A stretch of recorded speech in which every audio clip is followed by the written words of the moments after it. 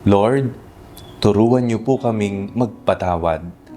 Ako po si Father Fiel Pareha at ito po ang ating segment, ang Daily Devotion, na kung saan tayo po ay magdarasal, magbabasa at magninilay kasama ng salita ng Diyos sa buong taon.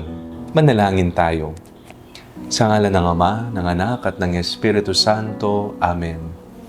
Halina, banal na Espiritu, liwanagan mo ang aming puso at isip, nang maunawaan at may sa buhay namin ng iyong salita. Amen. Our Bible passage for today is from the Gospel of St. Matthew, chapter 18, verses 21 to 22, and I read it for you. Then Peter came and said to him, Lord, if another member of the church sins against me, how often should I forgive? As many as 7 times? Jesus said to him, Not 7 times, but I tell you, 77 times. Sino po sa inyo ang may kagalit, katampuhan, hindi na kinakausap, o maaring blinak mo na sa Facebook o sa Messenger, hindi mo na kinikita? Pinutol mo na anumang komunikasyon na meron ka sa taong ito. Anong naging dahilan o naging mitya para hiwalayan mo siya? Hindi mo na siya kausapin. Ano ang naging dahilan bakit nagtatampo ka o bakit may galit ka sa puso mo?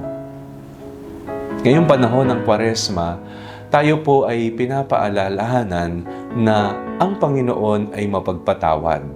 Kaya nga po, palagi ko pong sinasabi na magtungo sa sakramento ng kumpisal.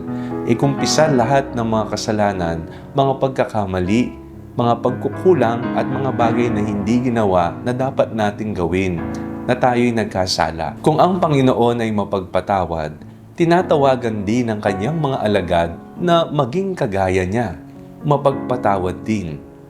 Sa ating pong binasang Ebanghelyo, ito po'y napakaikli pero hitik sa kaalaman at sa karunungan at aral ng Panginoon. Lumapit si Pedro at nagtanong kay Jesus, Panginoon, ilang beses ko ba kailangang patawarin ang taong nakagawa sa akin ng kasalanan? Mga kapatid, ngayong panahon ng Kwaresma, palayain natin ang ating sarili. At isa pong mainam na pag-aayuno, pagtitika, sakripisyo, kawang gawa, ang pagpapatawad. Madalas po naging abala tayo sa mga panlabas na gawain sa panahon ng Kwaresma at sa mga mahal na araw. Tayo naging abala. Tayo nagkakawang gawa, kagaya ng hinihingi sa atin.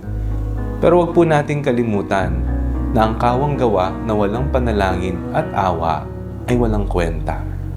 Kaya po ang pagpapatawad ay nasa sentro rin ng Kwaresma sapagkat pinapaalala sa atin na may Diyos tayong mapagpatawad at tayong lahat ay Kanyang hinihikayat na maging mapagpatawad din. Ang pagpapatawad ay pagpapalaya sa ating puso mula sa galit, mula sa inggit, mula sa puot na meron tayo sa kasalukuyan. Hilingin natin ang biyaya sa Diyos na tayo bigyan niya ng lakas loob para magpatawad ng ating kapwa at huwag magpalamon sa takot, huwag magpalamon sa anumang sagabal para gawin natin ang napakagandang misyon ng pagpapatawad. Manalangin tayo. Panginoong Yesus, maraming salamat po sa pagpapatawad na patuloy niyong ipinagkakaloob sa amin. Amen.